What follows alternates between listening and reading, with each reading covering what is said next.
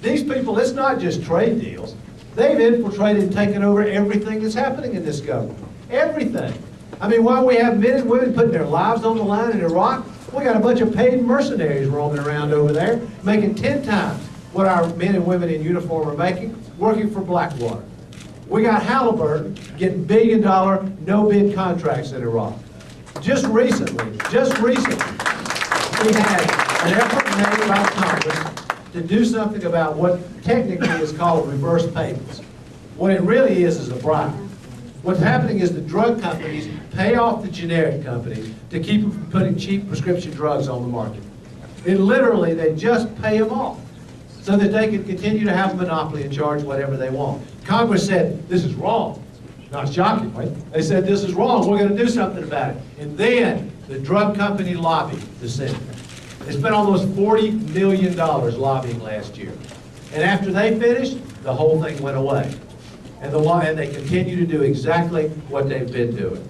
I mean, this list goes on and on and on. The profits of these big companies, ExxonMobil's profits, are at record amounts. Record amounts. The CEOs and chairmen of some of these big health insurance companies are making hundreds of millions of dollars. Not billions, hundreds of millions of dollars.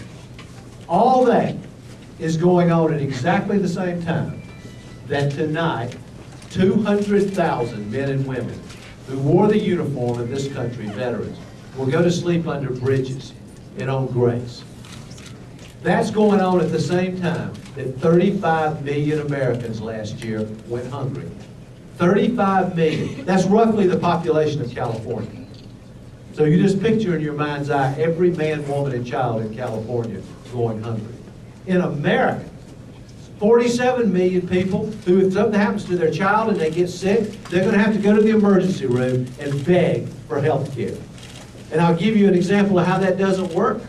We've had men and women, we've had women come up to us and men come up to us about their wives to tell Elizabeth and me that they've been diagnosed with breast cancer.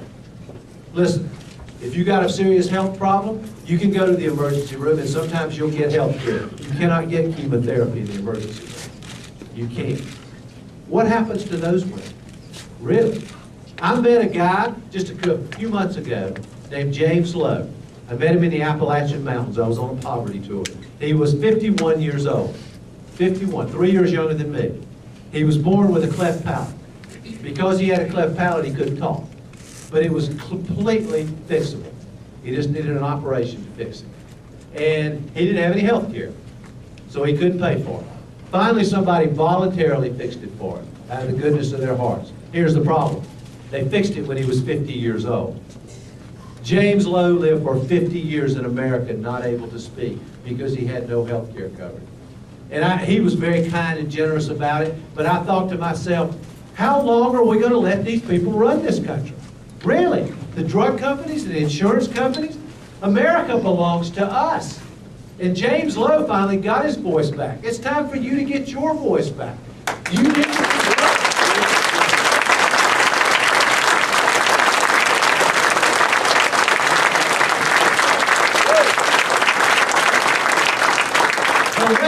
Whether it's bad trade deals that help the profits of big corporations, whether it's these drug companies and insurance companies blocking universal health care, whether it's oil companies and power companies keeping us from preserving the planet and meeting our moral responsibility to our children and grandchildren and future generations by attacking global warming, whether it's dealing with the extraordinary inequality that exists in America today. You know, we have tax policy that rewards wealth and punishes work. That's exact. I want to give you a little, this will literally take 1 minute. Warren Buffett. You all know who Warren Buffett is? Warren Buffett is a very wealthy man, but seems to be a good man from what I can tell. Warren Buffett, who makes millions and millions of dollars, Warren Buffett offered, now listen to this, offered every member of the Forbes 400 richest people in America. He offered every one of the Forbes 400 $1 million in cash. $1 million in cash if they could just prove that they were paying a higher tax rate than their secretary. No one took him up on it. No one.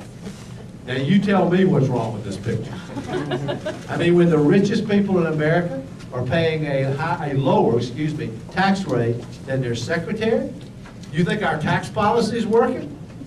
I mean, we have so much work to do to create fairness and opportunity. And I take this very personally. I talked about James Lowe, but my father, my grandfather, who sacrificed and worked so that I could have a better life, who speaks for them? Who speaks for your mother, your father, your children? Who speaks for them? I'll tell you, if the President of the United States doesn't speak for them, they don't have a prayer. Because they will get stopped by these people from We do. And there is so much at stake to bring universal health care, to get off our addiction to oil, to have a tax policy that actually helps working people, to have a trade policy that doesn't keep shipping millions of American jobs overseas. We are at risk of losing 25 to 30 million more jobs over the next decade. 25 to 30 million.